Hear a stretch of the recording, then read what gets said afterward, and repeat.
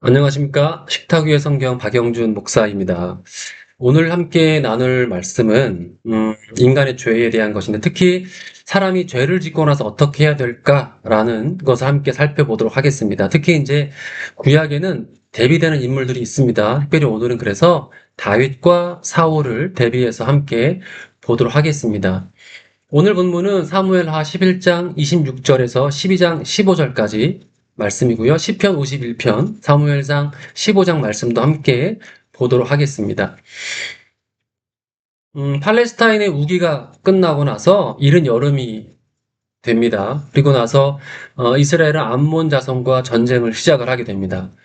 이 전쟁에서 이스라엘은 크게 이기고 이제 암몬 자손의 왕의 성에 있는 아빠라고 하는 지역을 에워싸게 됩니다. 이 전쟁 중에 다윗은 큰 죄를 저지르게 됩니다. 여러분 잘 아시다시피 밧세바를 강제로 취하는 죄를 범하게 됩니다. 밧세바는 다윗과 동침 후에 자신이 임신한 사실을 다윗에게 알립니다. 밧세바는 11장 4절에서 보듯이 월경이 끝난 직후에 다윗과 동침을 하였기 때문에 밧세바가 지금 임신한 아이의 아버지는 다윗입니다. 다윗도 이 사실을 알고 있었습니다. 그래서 다윗은 그의 밧세바의 남편인 우리아를 불러서 비록 전쟁 중이지만 집으로 가서 이제 쉬라고 합니다. 다윗은 밧세바가 뵌 아기의 아버지가 자신이라는 것을 은폐하기 위해서 이렇게 아주 못된 짓을 계획한 것입니다. 그러나 우리아는 내가 어찌 전쟁 중에 다른 전우들도 모두 고생하고 있는데 자신만 쉴 수 없다라고 다윗에게 말하며 다윗의 호의를 거절합니다. 결국 다윗은 요압을 시켜서 전쟁 중에 전사하도록 계략을 꾸미게 됩니다. 결국 암몬과의 전투에서 우리아는 전사를 하게 되고 이스라엘도 이 전쟁에서는 패하게 됩니다. 전쟁의 패전 소식을 접했음에도 다윗은 오히려 태연하게 이스라엘의 패전 소식을 받아들입니다. 그리고 밧세바를 자신의 궁으로 데려와서 아내로 삼습니다. 11장 27절에서 보시듯이 이러한 다윗의 행위는 하나님 보시기에는 매우 악한 행동이었습니다.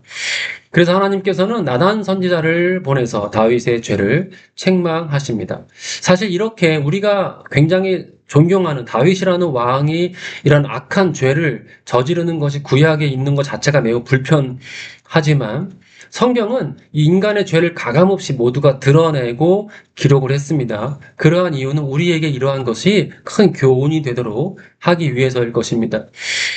나단 선지자가 이제 그 다윗이 죄를 저지른 이후에 다윗에게 다가옵니다. 그래서 어떤 법적인 사건을 들어서 다윗의 죄를 지적을 합니다.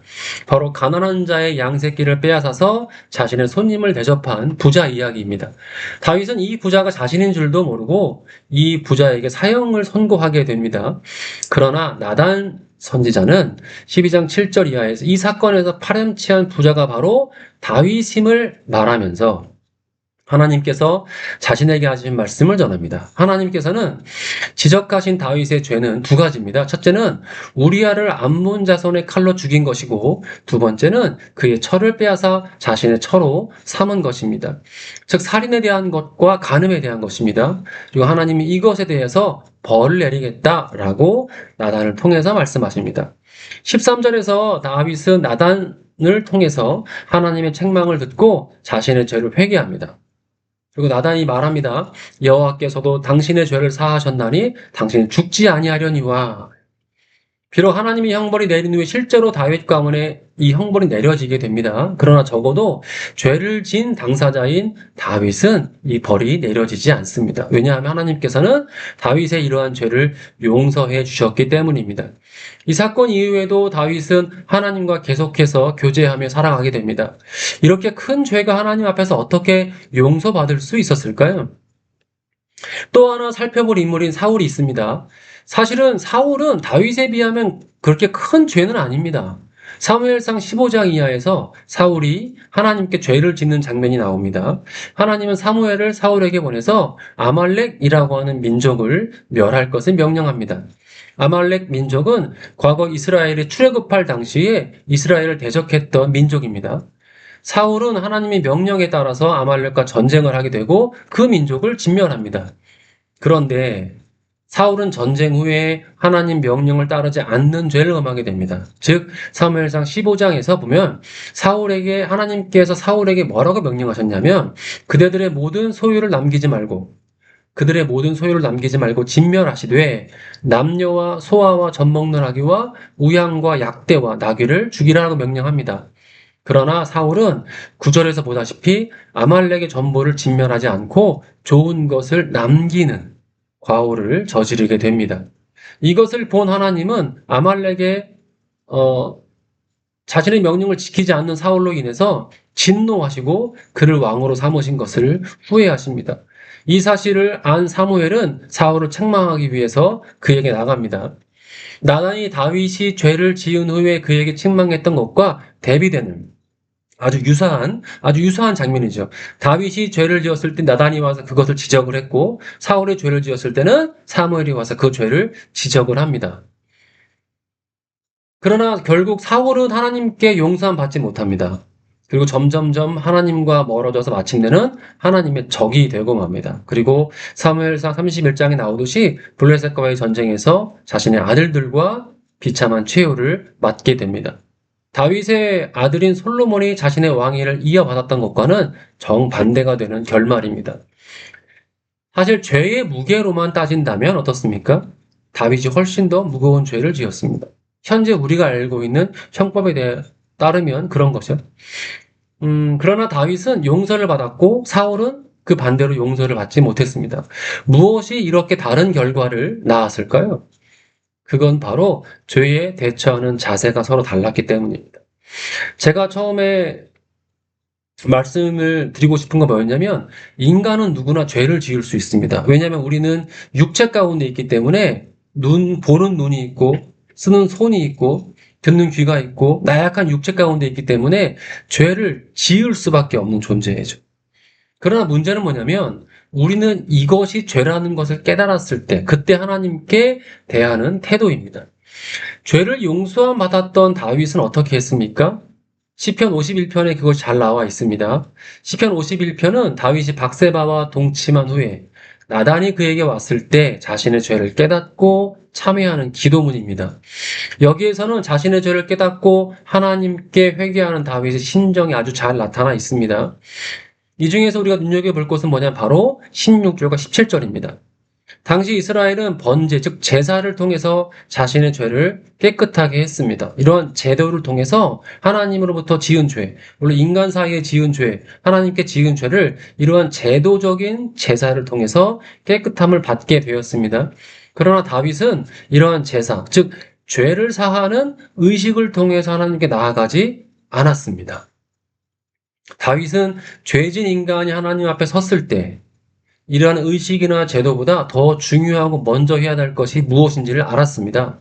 다윗은 죄를 지은 인간이 하나님 앞에 섰을 때 어떻게 해야 하는지를 알았습니다. 즉 하나님께서 죄진 인간이 가장 먼저 원하는 것이 무엇인가를 알았다는 겁니다. 죄에 대처하는 우리의 가장 첫 번째 할 일은 뭐냐면, 하나님이 말씀하시는 것을 듣고 자신의 죄를 인정하는 것입니다. 자신이 어떤 죄를 지었는지 하나님 앞에 철저하게 고백하는 일입니다. 그리고 하나님에 대한 반항과 변명을 다 버리고 하나님만이 이 곤경에서 구원하실 수 있다고 하는 철저한 신뢰 가운데에서 자신을 무조건적으로 하나님께 맡겨야 합니다. 그러나 사울은 다윗과는 다르게 자신의 죄를 인정하지 않았고 변명하기에 급급했습니다. 그는 자신의 백성을 핑계로 댑니다. 그는 제사를 드리려고 했다고 변명합니다. 사무엘상 15장 15절에 사울은 말합니다. 사무엘이 책망하기도 전에 사울은 급한 마음에 말합니다. 그것은 무리가 아말렉 사람에게서 끌어온 것인데 백성이, 핑계대는 거죠. 백성이 당신의 하나님 여호와께 제사하려 하여 양과 소의 가장 좋은 것을 남겼고 나머지는 진멸했다는 거죠. 사울도 사무엘이 왜 왔는지를 잘 알았습니다. 자신이 무엇을 잘못했는지를 알고 있었습니다. 16절에서 19절까지 사무엘이 사울에 대한 책망의 말이 기록되어 있습니다. 이 책망의 말을 들은 사울은 15절과 똑같이 대답합니다. 21절에 보시면 다만 백성이, 그러니까 백성을 자꾸 핑계를 대는 거예요. 다만 백성이 그 마땅히 멸할 것 중에서 가장 좋은 것으로 길갈에서 당신의 하나님 여호와께 제사하려고 양과 염소를 취하였나이다. 사실 구절에 의하면 죄는 사울과 백성이 둘 다 저지른 것입니다. 그런데 여기에서 사울은 백성의 그 책임을 전적으로 떠넘깁니다. 나는 다 진멸하려고 했는데 저기 있는 백성들이 그렇게 하자고 해서 내가 할 수밖에 없었다라고 변명하는 것이죠. 그러나 사울이 몰랐습니까? 알았어요. 하나님이 뭘 원하시는지 다 진멸하라는 것을 알았지만 백성을 핑계로 대면서 자신의 죄를 감추기 위해 급급했다는 겁니다. 뿐만 아니라 사울은 경건한 행위, 즉 제사를 통해서 자신의 불순종을 숨기려고 합니다. 사무엘이 22절에서 23절에서 이러한 사울의 행동을 강하게 책망합니다. 사람이 자신을 하나님보다 더 높이고 자신의 목적을 위해서 하나님을 부릴 경우에는 예배가 즉 우상숭배, 우상에게 절하는 죄로 바뀌게 되는 것입니다. 다윗과 사울의 가장 큰 차이점은 다윗은 하나님이 말씀하시는 것을 들었고 지금 그분이 자신에게 원하는 것이 무엇인지를 알았습니다. 그리고 그는 진심으로 자신의 죄를 고백하고 하나님께 도움을 구했습니다. 여기에서는 자신이 지은 죄에 대한 변명이나 다른 사람을 핑계로 자신의 죄를 가볍게 하려고 하지 않았습니다. 그러나 사울은 하나님의 말씀에 순종하려 하지 않았고 자신의 죄를 인정하지도 않았습니다. 그리고 백성을 핑계로 자신은 교묘히 피해가려 하고 있었습니다. 그리고 하나님의 노유엄을 잠재우고자 제사부터 드리려고 하고 있습니다. 어쩌면 사울은 원래 아말렉을 하나님의 말씀대로 전부 진멸하려고 했을지도 모릅니다. 사울이 하나님의 명령을 따르려고 했을 때 백성들이 사울의 조치를 반대해서 좋은 것은 남기자라고 했을 수도 있습니다. 물론 본문에 나오진 않습니다만 그랬을 수도 있습니다. 그러나 이건 더 큰 문제입니다. 만약 그랬다면 사울은 하나님보다 백성에 대한 자신의 입지를 더 생각하는 죄를 저질렀기 때문입니다. 사울은 하나님을 두려워하는 것이 아니라 백성을 두려워한 것이고 하나님께 잘 보이려고 하는 것이 아니라 자신의 백성들에게 잘 보이려고 이러한 죄를 저질렀기 때문입니다. 저는 여기에서 다윗과 사울의 가장 큰 차이점은 하나님이 어떤 분인가를 아는가 모르는가의 차이라고 생각을 합니다. 적어도 다윗은 하나님이 정의로운 분이며 약자를 위한 분이라는 것을 알고 있었습니다. 그렇기 때문에 자신의 행동이 하나님의 뜻에 반하고 있다는 것을 금방 알아챌 수가 있었습니다. 비록 죄를 지었을지라도 다윗은 자신의 욕심보다 하나님이 먼저였기 때문에 하나님과의 관계를 유지할 수가 있었습니다. 그러나 사울은 하나님의 뜻보다는 자신의 욕심이 먼저였습니다. 그리고 결정적으로 그는 하나님이 어떤 분인가를 몰랐습니다. 제사만 드려주면 그걸로 모든 걸 눈 감아주는 그런 분으로 알고 있었다는 것입니다. 다윗이 죄를 지었음에도 불구하고 성경에서는 현재 우리들에게 높은 평가를 받는 이유는 뭐냐면 그가 인간적으로 완벽해서가 아닙니다. 그는 하나님을 두려워하였고 하나님의 음성을 듣고 그 말에 순종했던 사람이었기 때문에 그렇습니다. 죄를 지을 수 있습니다. 실수할 수도 있습니다. 중요한 것은 하나님의 음성에 귀를 기울이고 그분의 말씀에 순종해서 돌이키는 것이 포인트입니다. 우리는 하나님을 어떤 자세로 대하고 있습니까? 대체 우리는 하나님이 어떤 분인지를 알고 있는 걸까요? 가끔 대형교회 목사님들이나 크리스찬들이 세상에 비난을 받을 때가 있습니다. 물론 세상 사람들이 오해하고 비난하는 경우도 있습니다. 그런 것에 민감하게 일일이 반응할 필요는 없다고 생각을 합니다. 그러나 제가 봐도 야 저건 아닌데 라고 생각이 들 정도로 잘못하는 것을 볼 때가 있습니다. 정말 잘못했을 때 세상 사람, 즉 크리스찬이 아닌 사람들뿐만 아니라 같은 크리스찬들도 비난과 비판을 할 경우가 있는데 그럴 때 대부분의 사람들은 항상 이렇게 말합니다. 교회와 교인을 위해서 그렇게 했다. 내가 교회를 위해서 이렇게 했다. 이 모든 것이 교회와 하나님을 위한 것이다. 이렇게 변명을 합니다. 사울의 변명과 다르지 않습니다. 예배나 기독교를 자신의 욕심과 야망에 따라서 이용해서는 안 됩니다.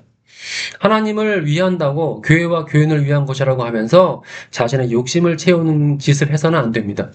자칭 크리스천이라고 하는 정치가나 목사님들은 하나님께서 말씀하시는 양심의 소리에 외면해서는 안 됩니다. 정작 자신은 불의를 행하면서도 이것이 하나님을 위한 것이고 교회나 교인을 위한 것이라는 변명은 사울의 것과 다르지 않습니다. 하나님 말씀에 대한 순종보다 자신의 욕심과 이해관계를 먼저 중요시한다면 결국 하나님께서 사울을 버려서 왕이 되지 못하게 하셨던 것처럼 한국교회를 버릴 것입니다. 어떤 분들이 이런 말씀을 하시는 것을 봤어요. 하나님은 한국교회를 버리지 않는다. 음, 근데 과거를 보면요. 유럽에서 처음 기독교가 부흥을 했고, 그 부흥의 물결이 미국으로 건너왔고, 그 미국의 부흥의 물결이 이제 아시아로 온 것 아닙니까? 그 한국교회에서 말하는 건 뭐였냐면, 유럽교회를 봐라. 저렇게 신앙생활하면 하나님이 버리신다. 그런데 한국교회는 버리지 않는다는 확신이 어디에 들 수가 있겠습니까? 정말 나중에 시간이 흘러서 봤을 때 만약에 우리 한국교회에 부어졌던 축복, 이 성령의 물결이 동남아시아나 다른 제3세계나 아프리카로 넘어가서 그들의 교회를 부흥해 했을 수도 있습니다. 그러면 그 사람은 그렇게 이야기하겠죠. 봐라, 과거에 유럽에 있는 교회가 망하지 않았냐? 미국에 있는 교회 타락하지 않았냐? 그렇게 기세등등하였던 한국교회 하나님이 버리지 않았냐? 하나님께서 한국교회를 버리지 않겠다는 확신을 버리셔야 됩니다. 예, 하나님은 신입니다. 그렇기 때문에 한국교회가 지금처럼 자신의 욕심과 야망을 위해서 하나님을 이용하는 모습을 계속해서 보인다면 하나님이 어떻게 하시겠습니까? 자신의 하나님 나라를 위해서 한국교회를 본보기로 치시지 않겠습니까? 저와 여러분의 삶을 한번 되돌아보시기를 바랍니다. 하나님 앞에 늘 약하고 도움을 구하는 자세로 그분의 말씀을 듣고 순종하시길 바랍니다. 다윗과 같이 먼저 마음을 드리기를 원합니다. 예배를 통해서 하나님을 대할 때 중요한 것은 예배를 통해 하나님을 대하는 우리의 중심, 바로 마음가짐입니다. 주일의 예배가 하나님께 성공적으로 드리기 위해서는 주일 예배, 주일 당일날 새벽 예배, 본 예배, 저녁 예배를 다 온전히 드리는 그러한 모습이 아니라 월요일부터 토요일까지의 삶을 주일의 예배 때 하나님께 드리는 겁니다. 이걸 잊지 마시기를 바랍니다. 우리는 제사보다 하나님에서 앞에서의 순종이 중요하다고 하는 사무엘의 충고를 잊어서는 안 되겠습니다.